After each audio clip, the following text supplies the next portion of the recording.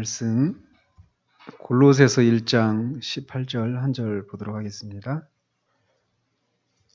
신약성경 골로새서 1장 18절 한 절 보도록 하겠습니다. 같이 읽도록 하겠습니다. 시작. 그는 몸인 교회의 머리시라. 그가 근본이시요 죽은 자들 가운데서 먼저 나신 이시니 이는 친히 만물의 으뜸이 되려 하심이요. 아멘. 우리 지난주에 하나님께서 그 아들을 통해서 죄로 인해서 해체되어 가는 그런 창조를 회복하시고 그 세상 나라를 하나님 나라로 회복하신 것에 대해서 살펴보았습니다. 오늘은 또 이제 이제 하나님 나라의 왕 그리스도라고 하는 이런 제목으로 계속 살펴볼 터인데 아마 지금까지 했던 내용들을 좀 어느 정도 이렇게 중복하는 이런 내용도 있습니다. 그런데 이제 뒷부분에 좀 포커스가 맞춰져 있는데 좀 말씀을 이렇게 좀 살펴보도록 합니다. 하나님께서 이 창조를 하실 때 어떤 방식으로 창조하셨느냐면 우리가 지난주 오후 예배 때도 공교롭게 또 이 말씀을 살폈죠. 이 부분을 하나님이 창조를 계획하셨어요. 그리고 그 창조를 실제로 집행하신 분은 누구십니까? 성자 하나님이 창조를 집행하셨습니다. 그래서 성자 하나님을 가리켜서 창조의 중보자다 이렇게 얘기합니다. 성자를 통해서 창조를 집행하셨는데 누구를 통해서? 또 성령을, 그죠? 그래서 이 창조에도 성부, 성자, 성령께서 같이 참여하셨다. 각각의 그 역할들을 가지시고 그 창조에 참여하셨고 또 마찬가지로 구원에 대해서도 마찬가지입니다. 구원에 대해서도 계획은 성부께서 하시고 실제로 그거를 구속을 실행하신 분은 성자 하나님이시고 성취된 그 구속을 우리 개개인에게 적용하시는 분은 성령님이십니다.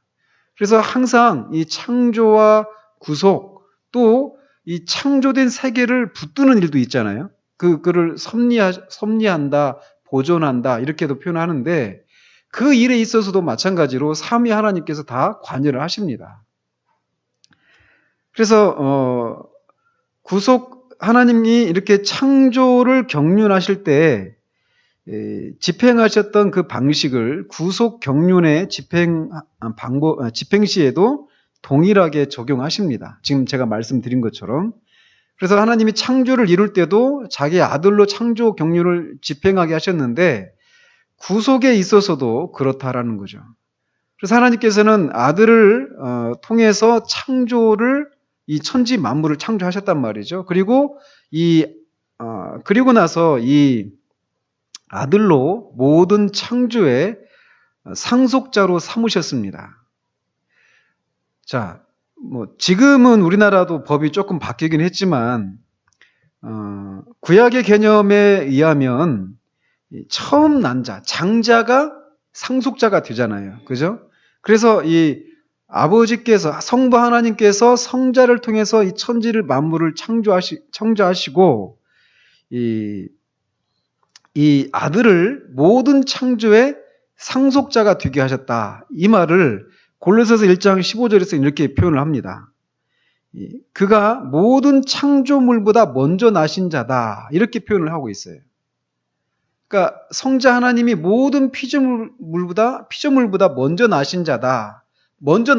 가장 먼저 난 존재다. 물론 이 말이 이제 아리우스주의자라고 하는 사람들이 그 말을 잘못 해석을 해서 그러면 성자 하나님이 모든 피조물보다 먼저 나셨다. 그러면은 우리의 그 이성으로 생각해 보면 성자 하나님이 나시기 전에 즉 계시지 않았던 때도 있지 않았는가 이렇게 생각을 한 겁니다. 그래서 사실 그렇습니까? 성자 하나님이 안 계셨던 적이 없죠. 그러니까 성자 하나님이 하나님으로부터 나셨다 이렇게 표현한다고 그랬잖아요. 근데 그 나심이 시간 속에서의 나심이 아니라 영원 속에서 나심이에요. 그래서 이 성부 하나님이 계실 때 성자 하나님도 계셨고 성령 하나님도 같이 계신 거죠. 영원 전부터 항상 스스로 계셨습니다. 자, 그래서 이제 이 골로새서 1장 15절을 아리우스주의자라고 하는 사람들이 그렇게 남용을 해서 이 예수 그리스도가 하나님의 아들이 된 것은 처음부터 하나님의 아들이 아니라 나중에 그 구속 경륜을 통해서 하나님의 아들이 되었다. 이런 식으로 해석을 한단 말이죠. 그러나 그렇지 않죠. 성경에서 말하는 것은. 그래서 아무튼 하나님께서는 아들로 말미암아서 이 천지 만물을 창조하시고 이 아들을 모든 창조의 상속자가 되게 하셨습니다. 그거를 히브리서 기자는 만물의 후사로 세우셨다. 후사가 상속자거든요. 모든 만물의 상속자로 세우셨다. 이렇게 표현을 합니다. 그래서 이 창조의 상속자이신 성자 하나님께서 이 만유를 붙드시고 계속 우주로 존속하게 하시고 있습니다. 그러니까 그게 능력의 말씀으로 이 창조를 붙들고 계신 거예요. 그리고 이 만물을 붙드시고 보살피고 있기 때문에 이 세계가 좋아 있는 세계, 곧 우주로 이렇게 존재할 수 있는 거라는 거죠. 만약 그걸 붙들고 계시지 않으면 창조가 해체되어 버린다는 거죠. 그래서 하나님이 천지를 창조하셨을 때 목적하셨던 하나님 나라가 이루어질 수가 없는 거예요. 그래서 그거를 골로새서 1장 17절에서는 만물이 그 안에 함께 섰다 이렇게 표현을 합니다. 그러니까 성자 예수님이 모든 만물을 지금 붙들고 계신 거예요. 그 능력의 말씀으로. 그래서 지금 이 우주 만물이 완전히 막 제 갈 길로 가지 않고 또 부패로 해체되지 않고 지금 서 있을 수 있는 거라는 거죠. 이렇게 하신 목적은 아버지께서 아들로 인해서 만유를 통일시키려고 하시기 때문이다라고 에베소서 1장 10절에서 얘기를 하고 있습니다. 다시 반복하면 하나님께서 이 세상을 창조하시기로 경륜하시고 이 세상을 창조하셨는데 그 창조를 아들을 통해서 이루셨고 그 아들을 모든 그 아들을 왕으로 세우시고 이 모든 세상을 통일하셔서 이 창조가 아름다운 창조가 되게 하셨다라고 말을 할 수 있다는 겁니다. 그래서 이 창조가 지금 우리가 보고 있는 이 창조가 이런 아름다운 그런 자연이 된 것은 스스로 된 것이 아니라 뭐 어떤 지질학적인 어떤 변동과 어떤 풍화작용 뭐 이런 것을 통해 가지고 이런 자연이 된 것이 아름다운 자연이 된 것이 아니라 하나님께서 자기 아들을 왕으로 세우시고 통일하시기 때문에 그렇게 아름다운 자연이 된 것이다라고 말할 수 있다는 거죠. 그래서 물리학자들이 어떤 이 자연 만물 속에서도 그런 자연 법칙들을 발견하잖아요. 근데 그런 자연 법칙을 발견할 수 있는 것도 이렇게 아들이 성자 하나님께서 창조를 붙들고 계시면서 통일하시기 때문이라는 겁니다. 만약 성자 하나님께서 아까 우리가 하나님의 신실하심을 이렇게 찬양을 했는데 신실하게 그들을 붙들고 그렇게 자연 만물이 이렇게 돌아가도록 하시지 않는다라면 물리학자들은 어떤 통일된 법칙을 발견할 수 없을 겁니다. 그렇지 않겠어요? 물리학자들이 어떤 자연 법칙을 발견한다. 이 얘기는 법칙이라고 하는 얘기를 언제 제가 주일 오후에 때 말씀드렸잖아요. 이 물건을 여기서 뭐 포동에서 여기서 이 장현동 여기서 떨어뜨려도 이거는 위에서 아래로 떨어지게 돼 있단 말이에요. 중력의 법칙이. 근데 법칙이라고 할 때는 그렇게 항상 어떤 곳에서나 일정하게 나타나는 현상, 이게 법칙이란 말이죠. 근데 물리학자들이 어떤 자연 속에서 어떤 자연 법칙을 발견한다. 이 얘기는 항상 언제나 그런 현상이 어떤 상황 속에서 항상 그렇게 발생한다. 이걸 의미한단 말이에요. 근데 그런 것을 발견할 수 있는 것은 어떤 것 때문에 그러느냐? 성자 하나님께서 만물을 그렇게 붙들고 계시기 때문에 그렇다라는 거예요. 이게 무슨 얘기입니까? 그러니까 우리가 흔히 그런 생각 하잖아요. 물리학자들이 천문학자들이 어떤 우주의 어떤 그런 비밀들, 숨겨진 어떤 그런 비밀들 이런 것들을 발견하면 우리 종교 체계가 완전 기독교 종교 체계가 무너지는 거 아닌가 이런 일말의 두려움들이 기독교인들 안에도 있습니다. 그런 거 혹시 그런 생각 안 해보셨습니까? 그래서 이 지구하고 똑같은 행성이 우주 어디에 있다 이런 비슷한 얘기만 나오면 막 난리를 치잖아요. 그죠? 화성에서 물의 흔적이 있다. 물이 있다는 얘기는 생명체가 있다고 하는 그런 증거가 될 수 있으니까 뭐 그런 것들이 유사한 것이 발견되면 막 전 세계적으로 막 난리를 칩니다. 왜? 이 세상은 반 하나님 나라적인 그런 사상이 지배하고 있거든요. 악한 자가 지배하고 있으니까. 그래서 어떻게 하든지 성경에서 말하고 있는 것들을 깨뜨리려고 하는 그런 시도들을 끊임없이 하고 있단 말이죠. 그래서 사람들이 그 기독교인들조차도 가지고 있는 생각이 뭐냐면, 가지고 있는 두려움이 뭐냐면, 과학이 우리의 신앙을 위협하는 그런 것으로 생각한단 말이죠. 그러나 그렇지 않습니다. 과학자들이 그런 어떤 법칙을 발견할 수 있는 것은 그런 일들이 일어나도록 성자께서 그렇게 붙들고 계시기 때문에, 만물을 통일하시고 그의 능력으로 만물을 붙들고 계시기 때문에 그런 현상이 그렇게 발견되는 거란 말이에요. 그러니까 과학자들이 어떤 과학적인 그런 사실들을 발견하고, 야, 이게 기독교는 완전히 허구다, 이렇게 막 주장하려고 그렇게 하면서 애를 쓰는데, 그거를 발견하면 발견할수록, 야, 하나님이 그런 것까지도 숨겨놓으셨구나, 이런 거를 말해주는 것이 과학이라는 거예요. 그러니까 과학이 우리의 기독교 신앙을 무너뜨리는 어떤 공격수가 아니라, 오히려 우리의 신앙이 얼마나 견고하고 허구가 아니라 분명한 사실에, 분명한 진리 위에 서 있는 것인가 라고 하는 것을 말해주는 그런 신여에 불과하다는 겁니다. 그러니까 뒤에서도 말씀드리겠지만, 과학이 결코 우리 신앙을 방해하는 그런 게 아니에요. 그래서 제가 언젠가 한 10여 년 전인가 이렇게 어떤 신문에 안드로메다 어떤 그 항성 뭘 발견했다, 이런 그 뉴스가 특별로 나왔었어요. 근데 왜 그러냐? 그러면서 막 신문이 막 이렇게 떠들었는데, 그런 걸 통해서 결국은 이 우주의 신비가 밝혀질 것이다, 이런 얘기 하는 거죠. 우리는 우리 우주의 신비를 알잖아요. 우주가 어떻게 생겨났습니까? 하나님이 말씀하시니까 생겨난 거예요. 근데 그들은 그런 어떤 새로운 항성들을 발견하고 어떤 새로운 어떤 그런 자연 법칙들을 발견해서 우주의 신비를 풀어보려고 하는 이런 시도를 막 하는데, 그래서 마치 우주 어느 공간에 하나님이 사람들한테 들키지 않으려고 막 꽁꽁 숨고 계신 것 같은, 그리고 이 사람들은 그 하나님을 기어코 찾아내려고 막 그렇게 애를 쓰는 것 같은, 이 과학과 신앙이 그렇게 충돌을 일으키는 것처럼 생각되는데 그게 아니라는 것을 우리는 알 수 있다는 거죠. 그래서 이렇게 아들을 통해서 창조를 하시고, 또 창조된 세계를 창조 세계의 왕으로 아들을 이렇게 세우셨습니다. 그리고 그 아들이 이 창조를 그렇게 붙들고 있다라는 거죠. 그래서 그런 물리학자들이 발견하는 그런 자연 법칙들이 발견될 수 있다라는 것이죠.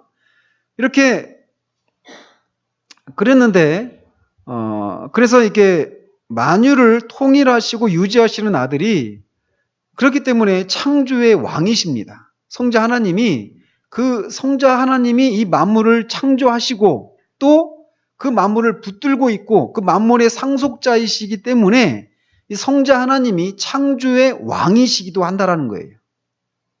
아시겠죠? 자, 그러면서 근데 이제 이 창조가 우리가 알다시피 타락으로 인해서 창조주에게서 탈락되어 감으로 인해서 하나님께서 그 회복을 경륜하시고 창조를 회복하시기로 계획하시고, 이 일도, 창조의 회복도 역시 만유의 상속자이신 아들에게 맡기셨다라는 거죠. 그래서 창조주이면서 만물의 상속자이신 성자께서 구속 경륜을 또 집행하시게 된 거예요. 창조도 집행하셨지만 구속과 관련된 이 세상을 구속하기 위한 이 일도 성자께서 집행을 하시게 되었다는 겁니다. 근데 이 구속 경륜을 계획하신 분이 누구십니까? 성부 하나님이시란 말이에요. 그래서 성부 하나님이 마땅히 구속주 하나님이 되심에도 불구하고 이 성자께서 이 아버지의 경륜을 직접적으로 집행하시고 구속을 성취하시고 그 창조를 아버지께로 다 돌려드리잖아요. 고린도전서 15장에 있는 것처럼. 그런 일을 실제적으로 하신 분이 성자 하나님이시기 때문에 이 성자 하나님이 구속주가 되신다라는 겁니다. 그러니까 성자 하나님이 창조주이시면서 동시에 구속주이시라는 거죠. 그래서 이 구속을 위해서 우리가 한 일들은 우리가 익히 잘 알고 있습니다. 구속을 위해서 성자 하나님이 성육신을 하시고 이 땅에 오신 거예요. 그래서 하나님과 인간 사이에 구속 중보자가 되시기 위해서 신인이 되신 것입니다. 인간이 하나님이 된 것이 아니라 하나님의 아들이신 하나님이 인간의 몸을 취하시고 신인이 되신 거예요. 그래서 십자가에서 피 흘려 죗값을 지불하시고 이 창조를 하나님께로 회복시키고 또 그 과정을 통해서 무엇을 하셨느냐? 교회를 설립하심으로 하나님 나라의 왕이 되셨습니다. 자, 지금까지는 성자 하나님이 어떤 왕이라고요? 창조의 왕이었습니다. 창조. 그런데 이 구속 경륜을 통해서 교회를 탄생시키셨어요. 그래서 그 창세기 2장에서 아담이 잠들었을 때 그 갈비뼈를 취해서 하와가 나오게 하셨잖아요. 그런 것처럼 그가 죽고 죽음에 계셨을 때 그의 마음속에서 하나님께서 그의 신부인 교회를 교회를 이렇게 나오게 하셨던 것이죠. 그래서 그 교회를 통해서 그가 부활하시고 새 인류를 생산해내심으로 교회의 주가 되셨을 뿐만 아니라 회복된 창조의 왕이 되셨습니다. 그래서 이 진리를 우리가 읽은 이 골로새서 1장 18절에서 그는 몸인 교회의 머리라 그가 근본이요 죽은 자들 가운데서 먼저 나신 자니 이는 친히 만물의 으뜸이 되려 하심이요 이렇게 얘기하고 있다는 거예요. 하나님의 아들이 이렇게 성육신하셔서 예수 그리스도가 되셨습니다. 그것을 증거하고 있는 것이 특별히 요한복음이죠. 그가 육을 입으심으로 세상의 구원으로 오신 것입니다. 그리고 그가 육을 입으시고 하나님과 사람 간을 확실한 보장으로 중보하시게 되었어요. 그러므로 사람들 가운데서 하나님의 임재를 다시 가져왔고 그 결과 하나님의 통치를 실현시킬 수 있게 된 것입니다. 그래서 하나님의 능력이 다시금 나타나고 하나님의 생명이 전달되게 되었고 죄를 사해주는 그런 일들이 수행되었습니다. 그래서 사람들 가운데서 평강이 지배하게 되었다라는 겁니다. 자, 이 일을 이제 하시는데 이 속죄와 화해의 일, 이 일을 하나님이 친히 마련하셨습니다. 그러므로 그가 세상의 구속주가 되신 거예요. 그래서 하나님의 법은 범죄한 것에 대해서는 반드시 죄값을 치러야 된단 말이죠. 그래서 하나님께서 이 법대로 속죄와 화해를 이루시기 위해서 자신이 친히 육을 입으시기로 하셨습니다. 그리고 하나님께서 육을 입으시고 예수 그리스도로 나타나신 거예요. 그리고 자기의 육체의 죄가를 담당하시고 그 죄의 법이 정한 사망의 값을 지불하셨습니다. 우리가 익히 알고 있는 그런 것들이죠.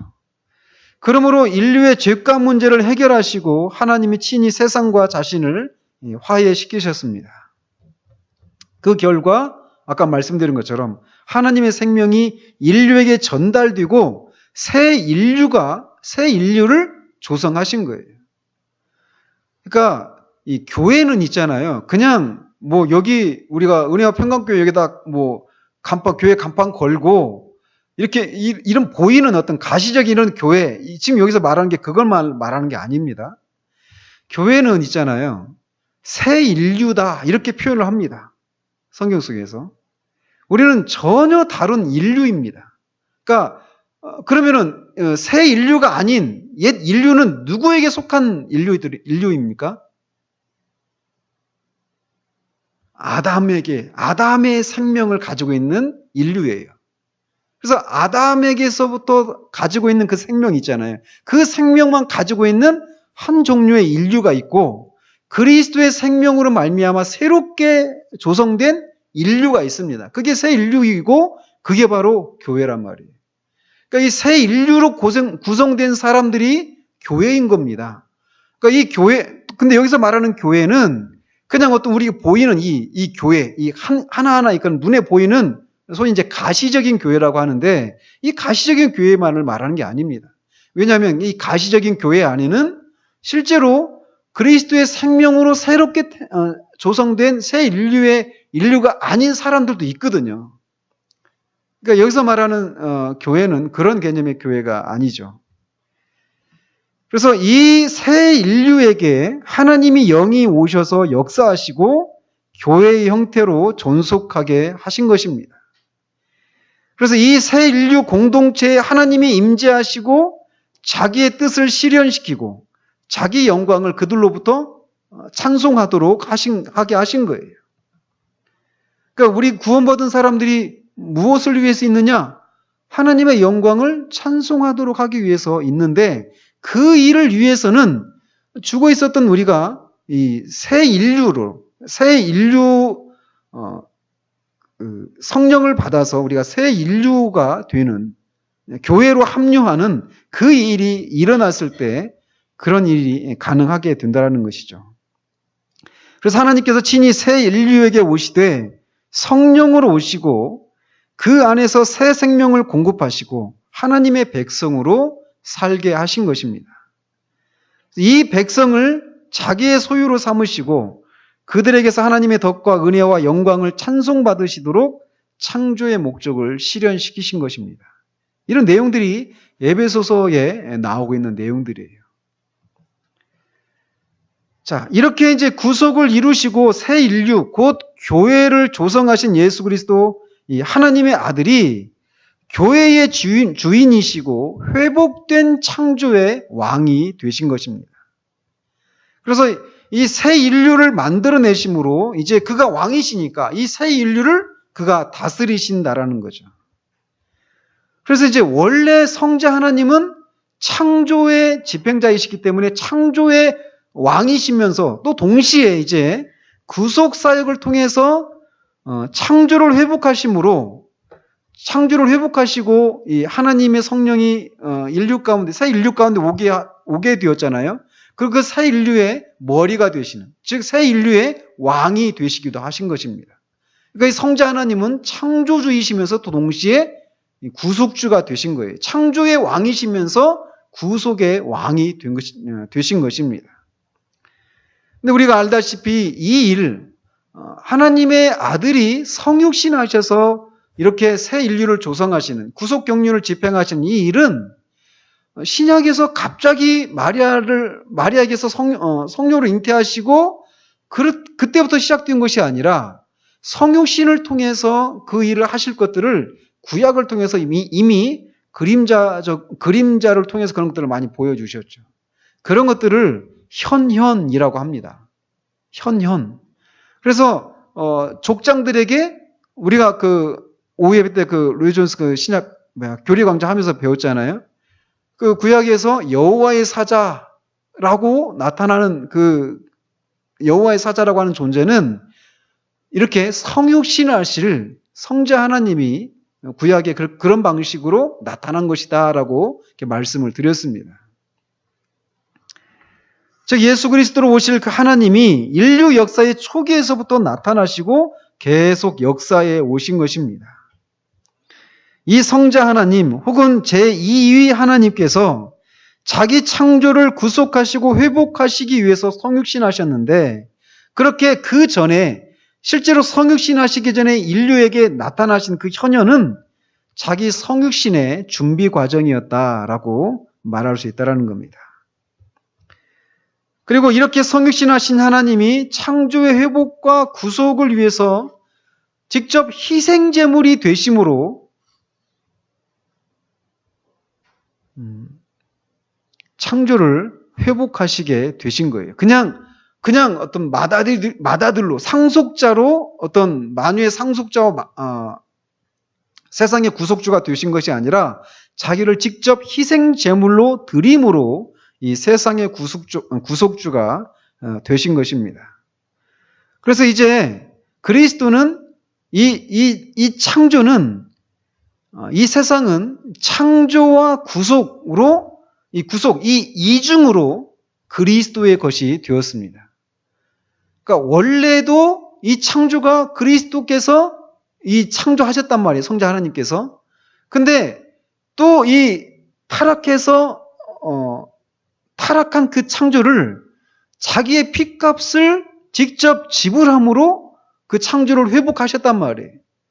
그러니까 더더군다나 그렇기 때문에 더더군다나 그리스도는 그렇게 자기 권리를 주장하실 수 있게 된 것이죠. 창조를 처음 조성하셨을 때도 자기의 무한한 권능과 지혜를 발휘하셔서 창조를 이루셨기 때문에도 자기의 것이지만, 창조가 자기의 것이기도 하지만 그것으로 끝이 아니라는 거예요. 타락 때문에 자기의 핏값을 지불하고 이 창조를 다시 자기의 것으로 삼으신 것입니다. 그렇기 때문에 이중으로 내 것이다, 자기의 것이라고 권리를 주장하실 수 있게 되었다라는 거예요. 이렇게 창조와 구속 때문에 이 세상은 이중으로 그리스도의 것이 된 것입니다. 그래서 이 구속주가 자기의 창조의 왕으로 역사하시는 겁니다. 그렇기 때문에 구속주는 왕으로서 창조의 모든 부분들과 함께 인간 사회의 모든 영역을 자기의 것으로 권리를 주장하실 수 있는 거예요. 이 부분이 이제 지난주에 말씀드린 것처럼 모든 영역에서 그리스도가 왕이 되게 하라 라고 하는 그 내용과 일맥상통하는 내용들이죠. 그리고 인간 사회의 모든 영역을 자기에게로 성별하여 드릴 것을 요구하실 수 있는 권리를 가지고 계신 거예요. 왜? 핏값으로 샀기 때문에. 창조주와 구속주로서 이중으로 내 것이라고 권리를 주장하신다라는 거예요.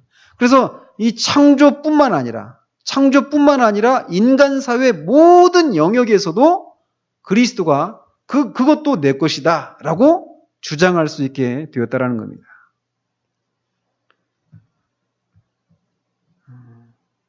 그래서 구속의 사역을 이루신 이 구속주 하나님께서 모든 창조의 영역들, 이거를 크게 둘로 나눈다면 자연과 인간 사회의 모든 영역들, 이렇게 나눌 수 있는데, 자연과 인간 사회의 모든 영역들을 자기에게로 구별하여 드리도록 요구하신다는 겁니다.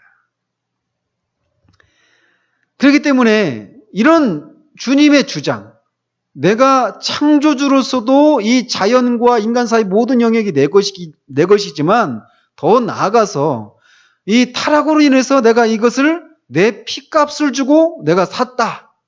그러니까 이 자연과 이 인간 사이 모든 영역이 더더군다나 내 것이다 라고 요구할 수 있는 이 요구에 대해서 어느 누구도 그것에 대해서 그건 정당하지 않다라고 말할 수가 없다라는 거예요. 물론 그런 주장에 대해서 나는 그렇게 하기 싫다라고 거부할 수는 있습니다.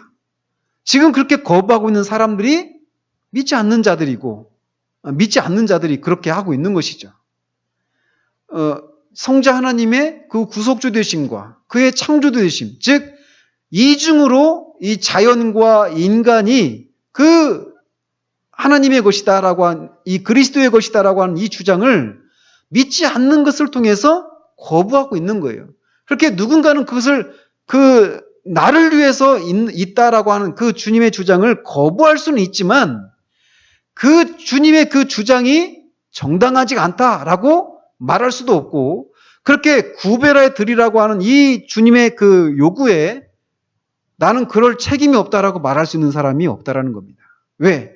주님의 그 권리 주장은 정당하기 때문에 그렇다라는 거예요. 그러니까 어느 누구도 주님 앞에 서서 왜 나를 위해서 네 인생을 바치지 않았느냐라고 나중에 심판대 앞에 섰을 때 나는 그럴 책임이 없다. 왜 나한테 그런 것을 묻느냐라고 말할 수 있는 사람이 아무도 없다라는 거예요.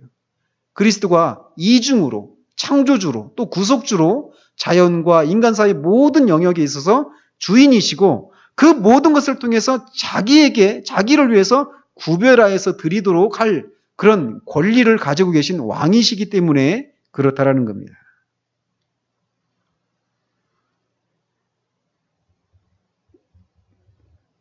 그래서 예수 그리스도의 십자가 이후에 사는 자들은 모두 창조를 성별하여 주 예수께 바쳐드릴 책임을 지고 있는 겁니다. 다시 말씀드리지만 이 요구를 거절할 수는 있지만 이 요구에 대한 책임을 피할 수는 없어요. 어느 누구도. 그래서 마지막에 이것에 대해서 책임을 물으시는 거죠. 심판 때. 그래서 예수 그리스도를 주로 고백하고 사는 사람들은 이 성별 요구, 왕이신 주님께로 이 창조, 자연과 우리의 모든 활동, 이것들을 다 주님을 위해서 구별해 드려라 라고 하는 이 요구를 늘 인식하고 왕의 명령을 순종하고 준행해 드려야 하는 겁니다. 그래서 근데 이 준행, 이 순종은 교회와 개인의 경건 생활 영역에서 뿐만 아니라 모든 생활 영역에서 이루어져야 한다는 거예요. 그래서 우리의 모든 생활 영역에서 예수 그리스도께서 주로 또 구속주로 고백되고 인정되게 해야만 합니다. 또 아까도 말씀드렸지만 처음에 우리가 살펴봤을 때 하나님이 이 천지를 창조하시고 이 창조를 통해서 하나님 나라가 되도록 하시는 것이 창조의 목적이었잖아요. 근데 그 하나님의 창조가 하나님의 나라로 되어가는 과정은 그냥 가만히 놔두면 하나님 나라가 되는 것이 아니라 하나님의 형상으로 빚어진 인간이 그 창조를 자꾸 개발하고 경작하고 하는 것을 통해서 이 창조가 하나님의 나라가 되도록 했다라고 말씀을 드렸어요. 기억나시죠? 자, 그래서 이렇게 그렇게 창조를 개발해서 그 창조 속에 숨어져 있는 어떤 비밀들을 캐내도록 하셨단 말이에요. 근데 그런 비밀들을 캐내게 될 때 그것들을 창조주와 구속주의 것으로 인정하고 고백하고 그분께 감사와 영광을 돌려드려야 한단 말이에요. 근데 문제는 이렇게 창조 속에서 발견된 창조를 개발하고 이런 표현 자체가 우리가 늘 쓰는 표현들이 아니어서 약간 이렇게 거리가 있는 그런 말들이죠. 창조를 개발한다. 이런 얘기들이. 근데 아무튼 우리 인간 활동, 자연 만물을 과학자들이, 물리학자들이, 이런 사람들이 어떤 그 자연 속에서 있는 어떤 자연 법칙을 발견한다. 이런 것도 창조를 개발한다. 이런 얘기가 될 수도 있겠고, 우리의 삶을 통해서 발견되는 어떤 많은 그런 문화 활동, 이런 것들도 다 창조를 개발한다. 이렇게 말을 할 수가 있습니다. 그래서 우리가 예술 활동을 하든, 그래서 음악가가 어떤 창작 활동을 하든, 또는 우리가 가정에서 음식을 만들 때도 마찬가지. 그것도 창조를 개발하는 겁니다. 그래서 우리가 음식을 만들 때도 음식도 그런 거잖아요. 맛이 나는 것도 그 하나님이 그 음식 재료 속에 숨겨놓은 그 독특한 맛들이 있잖아요. 그죠? 그런 맛과 어떤 그런 향기들 이런 게 있잖아요. 그런 것들을 얼마나 잘 조화를 하느냐. 이것이 그 음식이 맛이 있느냐, 맛이 없느냐. 이걸 말해주는 거잖아요. 그죠? 그런 것도 다 창조를 개발하는 겁니다. 요리도 마찬가지죠. 그러니까 그런 것들을 발견했을 때 그런 창조를 개발하고 발견된 어떤 그런 비밀들이 있을 거 아니에요. 그러면 이를테면 요리라고 한번 해봅시다. 그러면 어떤 사람이 한 번도 다른 사람들이 만들어 보지 못했던 독특한 어떤 요리를 발견했다고 그래. 한번 해보자고요. 그러면은 그것을 통해서 그 사람이 아마 요즘 같은 자본주의 사회 속에서는 아마 원조 해가지고 뭘 해가지고 아마 이렇게 프랜차이즈 그런 것들 막 해가지고 결국 그런 것을 발견해낸 그 사람이 막 사람들한테서 이렇게 영광을 받고 사람들한테도 칭찬을 받고 그 사람이 뭔가 어떤 그 발견한 어떤 그런 것에 대한 혜택을 입고 사람들로부터 영광과 칭찬을 받는 이게 오늘날 이 세상 속에서 보여지는 모습들입니다. 그렇죠? 근데 원래는 그런 것들을 발견했을 때 아까도 처음에도 말씀드린 것처럼 그런 것들이 발견될 수 있는 것은 창조주께서 이 만물을 그렇게 붙들고 계시기 때문에 창조주가 그리스도 안에서 만물을 통일되게 하시도록 하기 위해서 그렇게 붙들고 계시고 보존하고 유지하고 있기 때문에 그런 어떤 법칙들이 발견되는 거란 말이에요. 그러니까 그거는 내가 찾아냈을 뿐이지 그거를 만들어낸 존재는 아니란 말입니다. 그게 어떤 것이든지 말이죠. 그래서 제가 저번에도 말씀드렸잖아요. 카핑 베토벤이라고 하는 그 영화에서 그 베토벤이 그런 얘기를, 정확한 표현은 아닌데 그렇게 얘기했다고 그랬잖아요.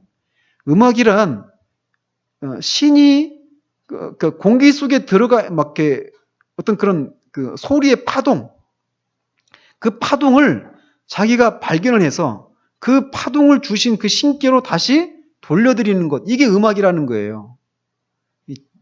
제가 그 정확한 표현을 제가 옮기지 못했지만 아무튼 그런 비슷하게 말을 했습니다. 굉장히 이렇게 멋지지 않아요? 그죠? 마찬가지로 미술도 마찬가지입니다. 미술도 그냥 다른 사람들은 그냥 그 관심 없이 스쳐 지나가는 어떤 그냥 그런 것이었는데 그 속에서 뭔가를 발견하는 겁니다. 미술가들은. 사람들의 표정 속에서, 이런 컵에 있는 그 컵의 모양 속에서, 컵이 그 빛에 의해서 어떤 비치는 어떤 그림자, 이런 것들 속에서 어떤 다른 그런 감각을 가지지 못한 사람들은 발견할 수 없는 그 무엇을 그들은 발견한 거예요. 근데 그런 은사를 누가 주셨다고요?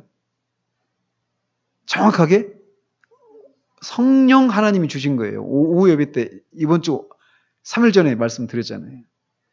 사람들이 갖고 있는 모든 재능, 문화를 이룰 수 있는 그 모든 재능을 성령께서 주셨단 말이에요. 그죠? 그 일반 은총이라고 했잖아요. 그래서 믿는 사람이든 믿지 않는 사람이든 그런 보편적으로 누릴 수 있는 그런 복을 성령께서 주셨다. 오순절 전에도 그런 일을 해 오셨다라고 말씀드렸잖아요. 자, 그런 것처럼 그렇게 인간이 그런 모든 가지고 있는 그런 재능을 가지고, 성령께서 주신 그 재능을 가지고 어떤 활동을 통해서 무엇을 어떤 비법들을, 어떤 법칙들을 발견해냈을 때는 그 발견해낸 사람이 주목을 받고 영광을 받는 것이 아니라 결국 그렇게 그런 것들이 발견될 수 있도록 붙들고 계시는 창조주이신 성자 하나님께, 성부 하나님께 영광을 돌려드려야 되는데 그렇지 못하다라는 거죠. 오늘날 현실이. 그래서 창조의 비밀과 법칙들이 창조주의 것으로 인정되지 않고 그렇게 있음은 인정되지 않고 있다라는 거예요. 그리고 그렇게 어떤 법칙이 있는 것은 그냥 의당 이렇게 있는 것이다 라고 생각을 하고 그것을 발견한 사람만 찬탄과 영광을 받고 있는데 이거는 잘못된 거라는 거죠. 그래서 이런 현실 속에서 우리 믿는 사람들은 이 왕의 명령과 요구를 준행할 당연한 책임과 사명을 지닌 거예요. 창조의 왕이 우리에게 뭘 요구한다고요? 그런 것을 발견하고 그것을 있게 하신 분이 하나님 창조주이시다. 이거를 우리가 고백하고 드러내도록 하는 거. 그러니까 우리 자녀들을 과학자나 어떤 문화, 어떤 예술가나 이런 어떤 창조를, 다양한 종류의 그런 창조를 개발하는 이 모든 것들 다 문화 활동이라고 말할 수 있는데 그런 것을 다 발견하고 어떤 활동을 해서 그가 어떤 사람들 앞에 드러날 수 있는 그런 자리에 있었을 때 그거는 결국 그 사람이 뛰어난 것이 아니라 그런 것들이 있을 수 있게 하신 것은 창조주께서 그렇게 가능하게 했기 때문이다라고 하는 것을 그가 이렇게 고백해야 한다라는 것입니다. 뿐만 아니라 인간 사회의 법 질서와 인간 사회에 있어서도 이 창조 질서에 맞게 법들을 세우고 그것들이 하나님의 권위 아래 집행되고 준행되어야 할 것입니다. 사실 이 부분과 관련해서 할 얘기가 굉장히 많습니다. 바른 법 질서를 세우기 위해서 하나님께서 그의 말씀에서 가르치신 바를 바로 이해하도록 해야 할 것입니다. 하나님의 말씀의 법에 배치되는 법들을 국가의 권력에 의해서 강제로 세워서는 안 되고 또 하나님의 법에 배치되는 가증한 일들을 많은 사람들이 그렇게 하고 있기 때문에 그래서 그런 것을 따라서 법을 설립하는 이런 것도 안 된다라는 거예요. 인간 질서, 인간 사회 안에서 법을 세워야 되는데 그 법이 하나님의 말씀의 빛에 따라서 그 법 질서들이 세워져야 한다라는 거예요. 어떤 독재에 의해서 또는 잘못된 인간들의 관습에 의해서 그런 법들이 세워져서는 안 된다라는 겁니다. 그래서 인간 사회의 법들을 이렇게 설정할 때도 창조의 질서에 합하는지를 살피고 무엇보다도 하나님의 말씀에 합하는지를 바로 살펴야 할 것입니다. 그래서 인간 사회가 인간들만의 사회가 아니고 하나님의 자녀들의 삶이 되도록 해야 한다라는 거예요. 즉 예수 그리스도께서 창조주와 구속주로서 역사하시는 인륜 사회가 되게 해야 한다라는 겁니다. 그런 측면에서 우리가 살고 있는 이 시대를 볼 필요가 있습니다. 우리가 직접적으로 법을 만들고 어떤 여론을 주도하는 그런 사람들은 아닙니다. 그렇지 않아요? 우리는 그런 것을 할 수 있는 사람들을 뽑는 그런 위치에 있는 사람들이지, 직접 우리가 법을 만드는 그런 위치에 있는 사람들은 아니란 말이에요. 그러니까 직접적으로 만들지 않지만 간접적으로라도 그런 것을 할 수 있는 사람을 우리가 투표를 통해서, 선거를 통해서 그런 것들을 하는 겁니다. 그러니까 그런 사람들을 할 때도, 투표를 할 때도 이런 사상들이 우리 가운데 있어야 된단 말이에요. 그 사람이 이 법을 만드는 일을 할 사람들을 만약에 국회의원을 뽑는다, 또는 정부를 전체적으로 통수할 그런 대통령을 뽑는다, 이럴 때 우리가 그 사람들이 과연 이렇게 하나님의 말씀의 빛에 의해서 법을 인간 사회의 그런 법 질서를 세우고 그런 것들을 창조의 질서에 맞게 집행해 나갈 수 있는 그런 사람인가? 그런 생각을 가진 사람인가? 그런 능력을 가진 사람인가? 이런 것들을 그의 말과 정책뿐만 아니라 그가 살아온 삶의 이력들, 그리고 그를 지지하고 있는 그런 정당이나 그런 세력들, 이런 것들을 보면서 우리가 최선은 아니라 하더라도 차선이라도 그렇게 그런 것을 생각하면서 우리가 한 표 한 표를 행사하는 것도 필요하다라는 것이죠. 그리고 우리가 지금 몸담고 있는 그 사회가 과연 이렇게 아까도 말씀드린 것처럼 이 모든 인류의 사회 모든 영역이 누구의 것이라고요? 그리스도의 것이란 말이에요.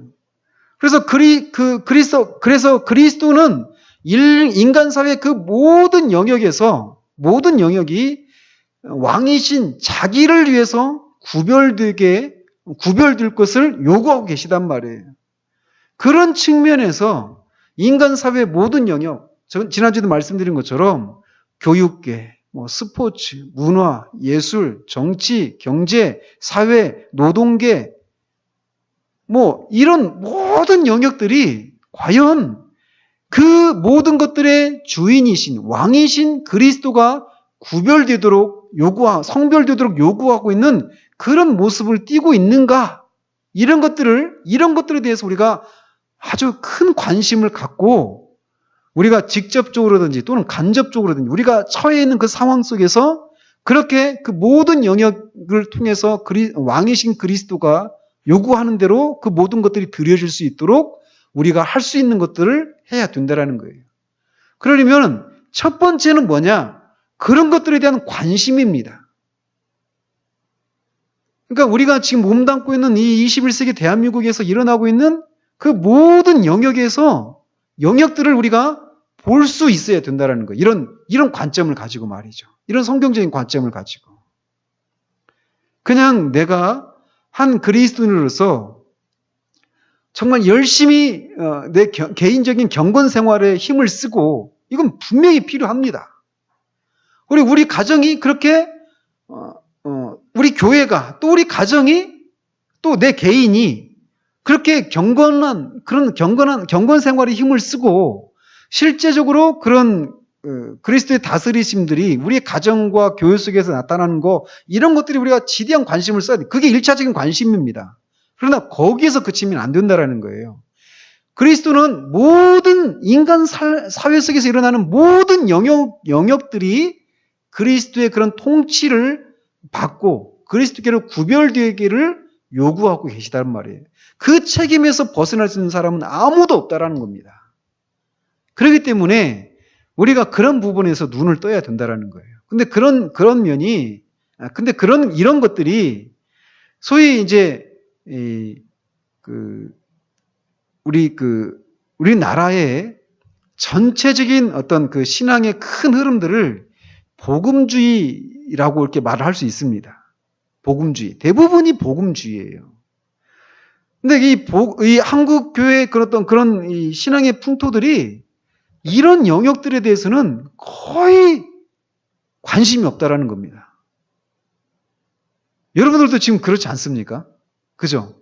그래서 지금 우리나라 지금 정치권에서 가장 지금 막 크게 이슈가 되고 있는 게 뭔지 아십니까? 요즘? 국정원이 대선 개입을 했다. 불법 대선 개입을 했다. 이런 거잖아요. 이거 있는지도 모르는 분이 계실지 모르겠습니다. 제가 정치 얘기를 하려고 하는 것이 아니라 그런 현상 속에서도 우리가 정말 그런 법이 지켜야 될 법이 있잖아요. 나라가. 국가기관인데 그 국가기관이 그 공권력을 가지고 불법을 했단 말이에요. 불법을. 작은 문제가 아니란 말이죠. 오늘 보니까 아주 큰 사건이 또 터졌더라고요. 관련해가지고. 그러니까 이 대통령 기록물인데 그거를 볼 수가 없습니다. 그거를 불법적으로 유출을 한 거예요. 이 사람들이. 그러면서 그걸 가지고 NLL을 포기했다느냐 아니냐 이렇게 하면서 정쟁을 이렇게 불러일으키면서 우리나라는 색깔론 이 공개만 들어오면 그냥 안 되잖아요. 근데 근거도 없는 얘기를 했단 말이에요. 허위 사실을 유포한 거죠. 그리고 그 문건을 볼 수가 없습니다. 그 문건을. 근데 그거를 불법적으로 유출을 해가지고 그걸 보았다라는, 그거를 오늘 뉴스에 보니까 어떤 중요한 일을 했던 사람이 그거를 자뻑이라고 하죠. 스스로 얘기하다가 그거를 자기 입으로 실토하고 말았어요. 근데 이런 일들이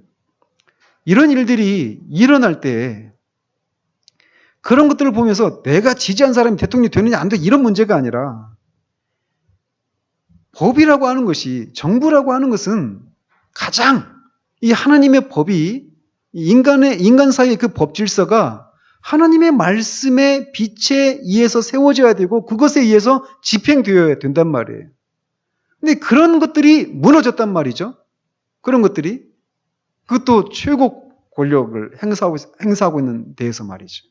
이런 것들에 대해서 우리가 분노하지 않고 이런 것들에 대해서 우리가 관심이 없다. 그냥 내 앞길, 내가 살 길에만 내가 관심을 갖고 있다. 이 얘기는 우리가 지금 마땅히 성경에서 말하고 있는 거죠. 하나님 나라라고 하는 이 사상에 근거해 보면 우리가 아직 거기에 미치지 못하고 있다라는 건, 아직 우리가 이 생각들이 이 관념, 이런 개념들이 우리 가운데 아직 형성이 안 돼 있다라고 하는 것을 말해 준다라는 거예요. 근데 그런 것을 말할 때 항상 뿌리는 어디로부터 출발을 해야 되느냐? 구속주이신 성자 예수 그리스도의 십자가의 사역을 통해서 내가 죄 사함 받고 성령을 힘입어서 내가 실제적으로 그리스도의 통치를 받는 그런 거듭난 사람이다. 하나님 나라의 백성이다. 라고 하는 이 토대 위에서 그렇게 모든 영역 속에서 이 그리스도가 왕이 되고 있는가 아닌가, 또 왕이 되도록 하기 위해서 내 있는 자리에서 할 바를 해야 되는 이런 것이 그 토대 위에서 나와야 되는 겁니다. 근데 한 부류는 온통 그거에만 관심이 있습니다. 그래서 정말 이 정의와 이런 어떤 법과 이런 것들이 제대로 실천되어 있는지, 그래서 온통 거기에만 관심을 둡니다. 그리스도를 통한 이 구속의 은혜, 여기에는 관심이 없습니다. 그것도 잘못된 것이에요.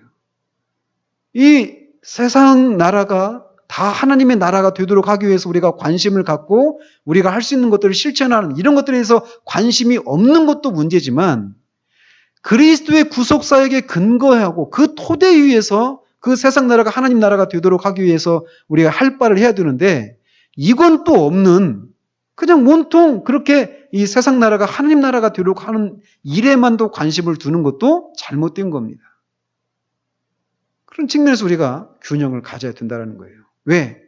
우리 살펴보고 있는 것처럼 그리스도가 이중으로 창조주로서 구속주로서 이 자연과 인간 사회 모든 영역에 있어서 왕이시고 그 모든 것들이 자기를 위해서 성별되도록 구별되어서 드리도록 요구할 수 있는 권리를 가지고 계신 분이시기 때문에 그렇다는 거예요. 그래서 그런 측면에서 창조주와 구속주이신 예수 그리스도가 다스리시는 그런 사회를 이루도록 하기 위해서 우리가 그런 관심들을 갖고 우리가 할 수 있는 것들을 해 나가야 한다라는 겁니다. 그래서 말씀드린 것처럼 첫 번째는 뭐냐? 관심이에요.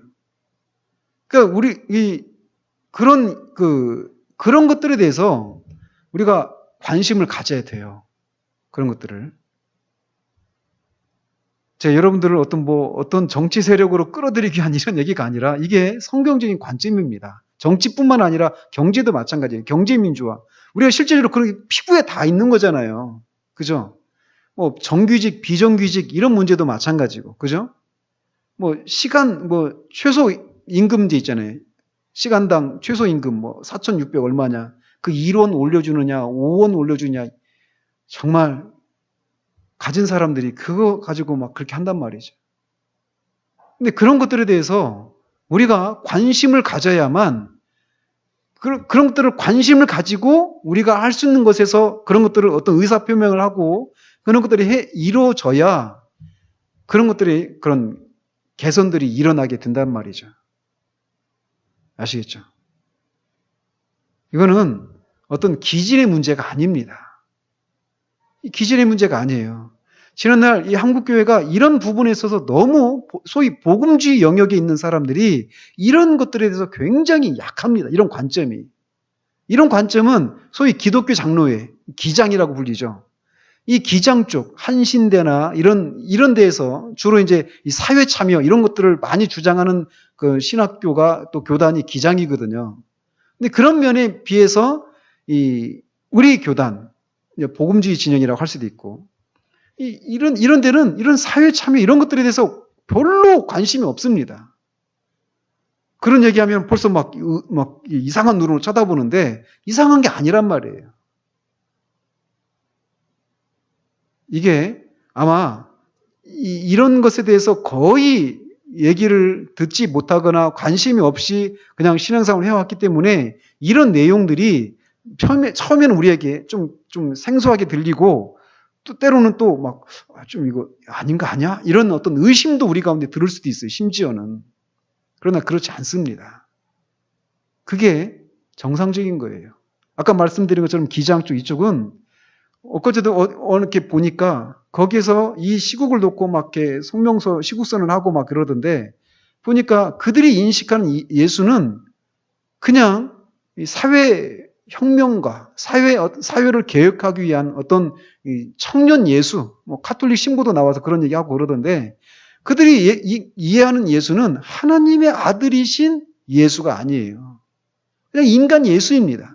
그런 면에서 동의가 안 돼요. 그러니까 그 토대 자체가 사회 참여 이런 부분들이 하는 그런 것들이 토대 자체가 우리가 틀려요. 성경과 틀려요. 그런 면에서 그들과 같이 할 수 없습니다.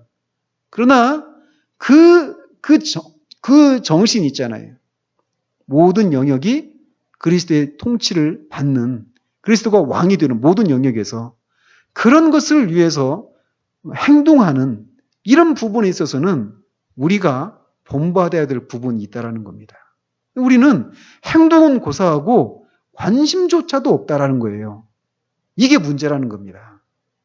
그래서 행동 전에 관심, 그런 시각으로 그런 현상들을 볼 수 있는 이런 눈들을 우리가 길러야 한다는 것이죠. 그래서 이 창조의 그런 인간 사회 모든 영역이 예수 그리스도가 다스리시는 그런 사회가 되도록 해야 되고 창조의 개발도 하나님의 권능과 지혜를 인정하게 되는 그런 것이 되도록 해 나가야 한다는 겁니다. 그러니까 그런 측면에서 보세요. 우리나라 교육계가 과연 그런 토대 위에 서 있는가를 보시라는 거죠. 그러니까 저희들도 지금 우리 아이들의 그 교육 문제에 대해서 심각하게 지금 고민하고 있습니다. 이 공교육을 이제 더 이상 받게 하지 않고 이 아이들을 지금 홈스쿨링을 할까? 왜냐하면 교육계에서 지금 가르치고 있는 그런 내용들이 반하나님적인 그런 사상 위에 뿌리를 두고 있습니다. 대표적인 게 뭐 진화론이라고 할 수 있겠죠. 진화론뿐만이 아닙니다. 그 교육하는 그런 과정 속에 우리나라의 그 교육은 그렇게 되어 있지 않아요.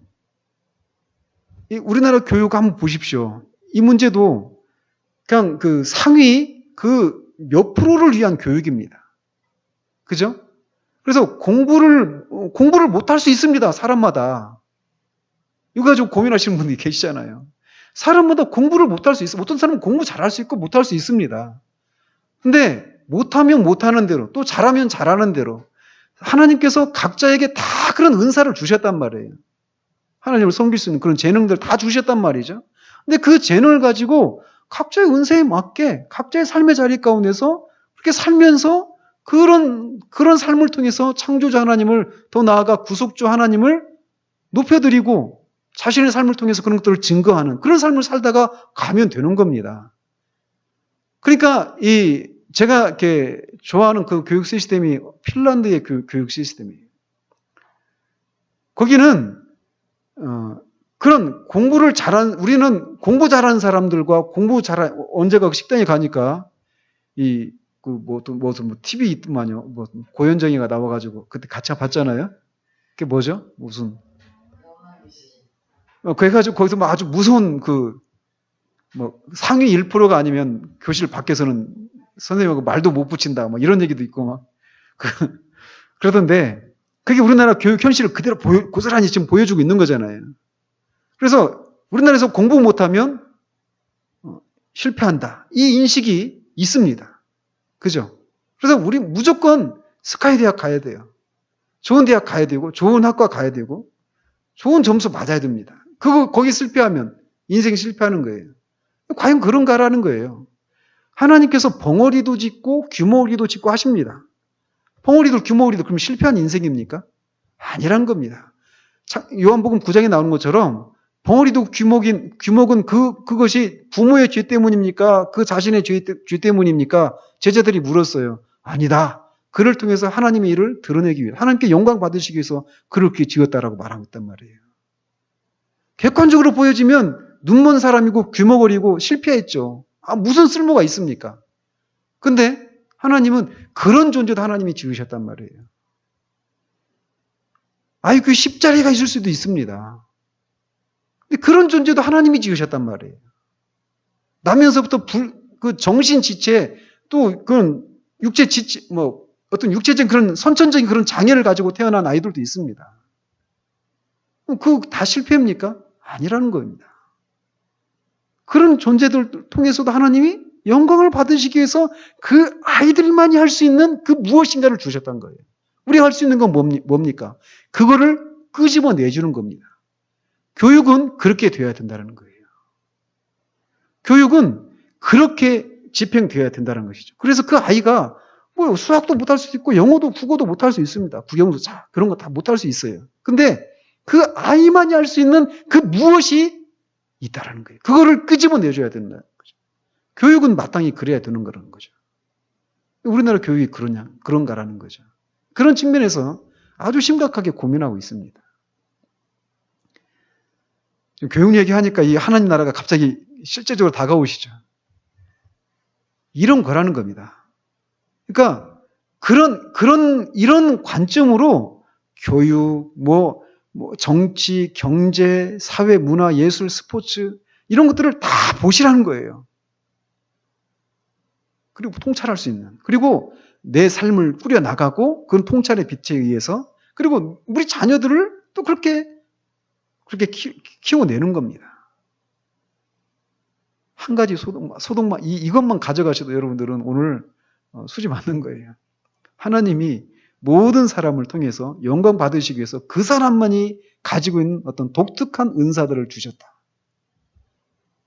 공부를 못해도 그건 분명한 진리입니다. 왜? 하나님이 만드셨거든요. 하나님이 계획 없이 그냥 우연히 이 세상에 존재하게 된 존재는 아무것도 없습니다. 우리 보기에는 차라리 나지 말걸 이렇게 생각하는 사람조차도 하나님이 만드신 겁니다. 그래서 그를 통해서 하나님이 분명히 영광을 받으셔요. 그거를 찾으시면 돼요. 그것을 놓고 하나님 앞에 기도하시면 됩니다. 딴 얘기로 갔는데 예. 이렇게 하나님 나라의 왕은 그리스도예요. 그리스도시고 그 그리스도께서 그렇게 자연과 인간사회 영역의 그 모든 영역에서 그 모든 것을 통해서 왕이신 그리스도를 그리스도께 이렇게 드려지고 그리스도를 높이고 그리스도를 이렇게 나타내는 그런 목적으로 그런 것들을 요구하고 계시다라는 겁니다. 거기에 우리 존재가 이유가 있는 거예요. 거기에 우리가 귀하냐 귀하지 않느냐의 가치가 거기서 나오는 겁니다. 아시겠죠? 기도하겠습니다. 하나님 아버지, 우리가 계속해서 하나님 나라에 대해서 배워가고 있습니다. 조금은 우리에게 낯선 그런 개념들이어서 우리의 실제적인 삶과 무슨 관계가 있나 싶은 그런 생각이 들 수도 있지만 그렇지 않은 것을 알 수 있는 그런 통찰력들을 우리 모두에게 허락해 주시기를 원합니다. 창조주이시면서 구속주이신 그리스도께서 우리의 모든 삶 속에서 그 왕이신 그리스도께 우리의 모든 것을 자연과 우리 인간사회의 모든 영역을 통해 그리스도께 성별되도록 요구하신다라고 하는 사실들을 우리가 살펴보았습니다. 그러므로 우리가 하나님이 주신 그 은사들로 자연을 개발할 때, 이런저런 문화 활동을 해 나갈 때 그것을 통해서 그것들이 있게 하신 그리스도를 높여드리는 그런 우리 모두가 될 수 있기를 원합니다. 뿐만 아니라 인간사회 그 모든 영역 속에서도 그리스도가 왕이 되도록 하시는 그것들이 존재하는 이유라는 것을 알고 우리가 1차적으로는 우리가 몸담고 있는 이 사회가 그런 현실들을 잘 드러내고 있는지를 볼 수 있는 눈들을 주님 허락해 주시고 먼저는 그런 것들에 대한 관심들을 우리에게 허락해 주시기를 원합니다. 그리고 그런 눈들을 허락해 주셔서 정말 그런 것이 이루어지지 않고 있는 현실들을 인해서 시편 기자들처럼 정말 그리스도를 왕으로 인정하지 않고 있는 그 현실을 보며 애통해하고 그리스도께서 왕이심을 드러내시기를 위해서 구하고 우리가 할 바를 해나가는 그런 삶을 살아가는 우리가 되기를 원합니다. 그리고 뿐만 아니라 그 일을 하도록 하시기 위해서 우리 모두에게 우리 보기에는 차라리 나지 말았으면 좋았을 걸 하는 그런 사람들조차도 그리스도 안에 있으면 그렇게 자신의 삶과 존재를 통해서 어떤 영역에서든지 그 무엇으로든지 그리스도를 높여드리는 그런 삶을 살 수 있는 그런 은사들을 주셨다는 것을 기억할 수 있도록 주님 도우시기를 원합니다. 우리가 살고 있는 이 시대는 정말 이 하나님 나라적인 그런 사상이 아니라 세상 나라의 그 원리, 1등이 아니면 결코 기억하지 않는 1등만 기억하는 그런 잘못된 가치관들이 휩쓸고 있어서 그런 가치관들의 영향을 받아서 오늘 내가 또 우리 자녀들이 그 세상이 요구하는 것들을 가지고 있지 못하면 실패하고 그래서 아무것도 할 수 없는 낙오자처럼 생각하지만 그렇지 않다라고 하는 것을 볼 수 있는 눈들을 주님 허락해 주시기를 원합니다. 각자에게 주신 그 고유한 그 사람만이 가지고 있는 그것을 볼 수 있는 눈들을 허락해 주시고 세상이 아무리 그가 낙오자라 하더라도 하나님이 바라보실 때 결코 그렇지 않다라고 말씀하시면 그렇지 않음을 알고 당당하게 이 세상을 헤쳐나가는 우리가 또 우리 자녀들이 될 수 있도록 주님 도우시기 원합니다. 예수 그리스도 이름으로 기도합니다. 아멘.